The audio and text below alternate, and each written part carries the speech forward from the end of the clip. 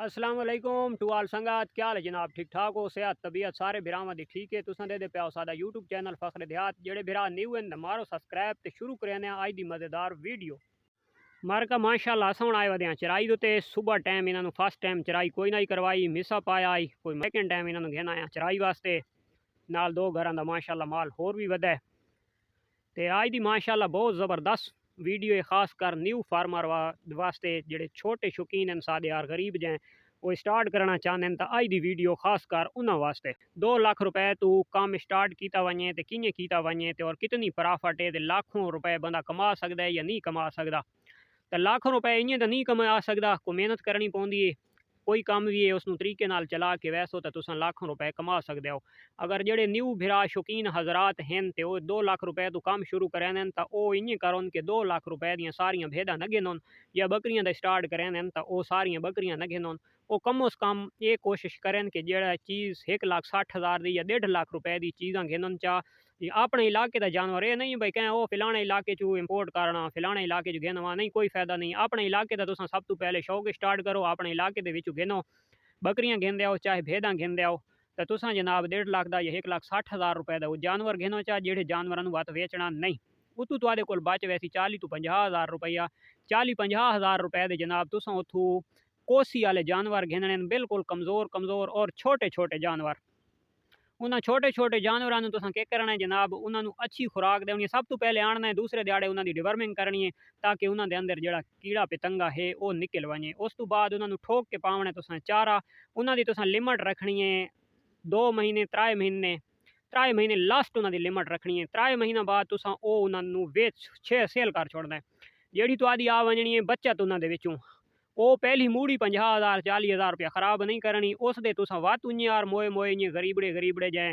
भुखे तसे जै तुसा छोटे छोटे जानवर गिन के आवने जी बचत आवनी है वो तुसा वत अपने जेब के पा गिननी अपना खर्चा भी करना है। तो जेडे तुसा जानवर दूजियां ब्रीडर वास्ते ब्रीडर भेदा या बकरियां रखी पे हो तो तुसा कोशिश करनी है उन्होंने अच्छी खुराक भी इन्वेस्टमेंट कर गिननी है और जेडे कोसी वाले जानवर होसन उन्होंने वास्ते भी तुसा खुश्क चारा इन्वेस्टमेंट कर गिननी है अपनी जेब के पैसे आवड़सन। अच्छा तो वो जनाब तुसा 3 महीने वत रखने क्योंकि जेड़ा वो पहले तुसा 1,40,000 का या 1.5 लाख रुपए के जानवर 3 गिदे हो सन या 4 गिदे हो सन तो उन्होंने बिल्कुल 2 साल तक तुसा किदाई भी ज़ाया नहीं करना। उन्होंने जी ब्रीड थी वे नर बेशक वेचो उन्होंने मादियाँ तुसा रखो उन्होंने मादियाँ सेल नहीं करनिया तो उन्होंने मादियाँ तुसा सेल न करे तो तुसा कोसी वाले जानवर 3 महीना के हिसाब से रखेंदे आसो 3 महीना बाद उन्होंने सेल करेंदे आसो जड़ियाँ तुआदे जानवर रखी पे सो उन्होंने खर्च भी वो कढ़ेनिया आसन तो जेड़े तुसा वत गरीब गरीब जानवर कोसी वाले घिनने सांभण वास्ते संभाई वास्ते घिनने तो उन्होंने खुश्क चारे के पैसे भी वह जानवर 3 कढ़ेंदे आसन 3 होसन या 4 होसन। तो तुसा इन यार काम स्टार्ट की रहो 2 साल बाद इंशाल्लाह तुसा हिसाब लावना कि असा लाया 2 लाख रुपया 2 लाख रुपए के पता लग सी तुसा हिसाब करे सो भाई सान असा कितना पाए कितना खोए कितना नुकसान होए और कितना सादा मुनाफा होए। मादियाँ जड़ियाँ तुसा घिननियां बेशक कमज़ोर कमज़ोर गिनो अपने इलाके वालियाँ गिनो बाहर वालियाँ न गिनो 2 साल उन्होंने कमा के उन्होंने पैसा बना के जेड़े इलाके का तुसा शौक करना हो एक तो तुहाडा नॉलेज बड़ा वध वैसी दूजा जेड़े इलाके का तुसा शौक करना हो जेड़े इलाके की तुहानू मुफीद लगसी बकरी या भेड़ तो तुसा उस इलाके की घिन के शौक कर सकते हो। शौक इं कर सकते हो कि जी तुहाडियां 2 लाख रुपए वाला काम हो सी वो तुहाडा पहुंचा वधा हो 4 4.5 लाख रुपए दे जिस टाइम 4.5 लाख रुपया तुहाडी जेब दे विच हो सकदा तुसा कहीं इलाके की मंडी तो वन के वेच वन के अच्छे घिन सकते हो। दूजी गल यह है कि तुसा अगर बकरियां का शौक करेंदे हो तो बकरियां तुसा अपने इलाके दी देसड़ियां टेड़ियां मेड़ियां गुजारे वालियां घिनो चा। अगर तुहानू ज़्यादा शौक है बीतल नागरे का तो उस ब्रीडर अच्छा क्वालिटी वाला नॉर्मल क्वालिटी वाला बहुत अच्छा हैवी लैन का नहीं गिनना नॉर्मल क्वालिटी वाला बीतल गिनना चाहे तुहानू राजनपुरे की शौक है तो राजनपुरा उन्होंने ब्रीडर छोड़ देवना है। अगर तुहानू मक्खी चीने बकरे की शौक है तो तुसा मक्खी चीना बकरा वो छोड़ देवना है। अगर आ गई भेदां की भेद कह नस्ल की होवे तुसा ये कोशिश करनी है अगर वड्डे कन्ना वाली है चाहे चप्पे के कान रखेंदी है गिठ के कान रखेंदी है या 8 इंच के या 7 इंच के जेडे भी कान रखेंदी है तो लेलों के तुसा ये शौक करना है कि सरगोदे के लेले की अजकल बड़ी चाहत है बड़ी शौक वेंदी पई है तो तुसा लेला जड़ा नाप गिनना है नॉर्मल क्वालिटी वाला इतना कीमती लेला नहीं घेना ना, तुसा सरगोदे दा लेला घेन के, चाहे देसी शीप है चाहे थली शीप है तुहाडे कोलू, चाहे लोई शीप है, कोई भी है ना, तो तुसा ओहदे विच कोशिश करनी है तुसा सरगोदे दा ब्रीडर छोड़ना है। सरगोदे वाला ही बहु कीमती नहीं पाउना, नॉर्मल वाला पैसो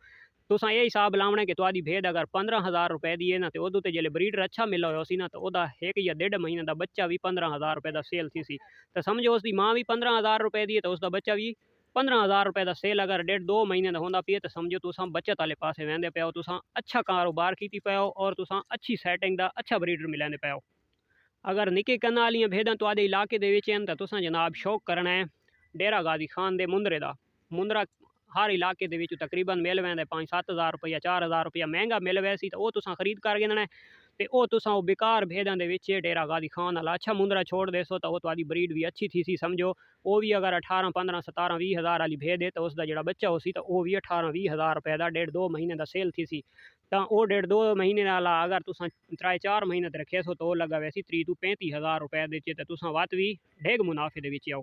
ਦੂਜੇ ਨੰਬਰ ਦੇ ਉੱਤੇ ਇੱਕ ਮੇਰਾ ਆਪਣਾ ਜ਼ਾਤੀ ਜਿਹੜਾ ਤਜਰਬਾ ਹੈ, मैं सारा शौक की खलोता, बकरियां का भी किया है, भेड़ों का भी की खलोता। अगर मैं लाख रुपए वाली बकरी घेन के आया, तो लाख रुपए वाली बकरी जरा बच्चा जाए ना, तो वह मेरा लाख रुपए का नहीं सेल होया। तो मैं अगर 15,000 रुपए की भेड़ खीदी है, तो 15,000 रुपए का उसका बच्चा 2 महीना का मैं बासानी सेल किया। समझ आइए, 10,000 की भेड़ खीदी है, तो 2 महीना का बच्चा मैं 12 तो 13,000 रुपए का बासानी नर बच्चा मैं सेल किया। तो यानी कि लखां वालियां दे विच बचतां घट न, ते हाँ हज़ारां वालियां दे विच बचतां ज़्यादा। ये मेरा अपना तजर्बा है और मैं तजर्बा की खलोता। और इंशाअल्लाह जेड़े भेरा सादे वाले मशवरे उत्ते चल के शौक करे सन, तो इंशाअल्लाह सानू दुआ करे सन। तो उम्मीद करें आज की वीडियो तुहानू पसंद आसी। पसंद आवे तो लाइक सब्सक्राइब शेयर और कमेंट्स लाजमी मारना है। कल वाली वीडियो तक दो इजाज़त। अल्लाह हाफिज़।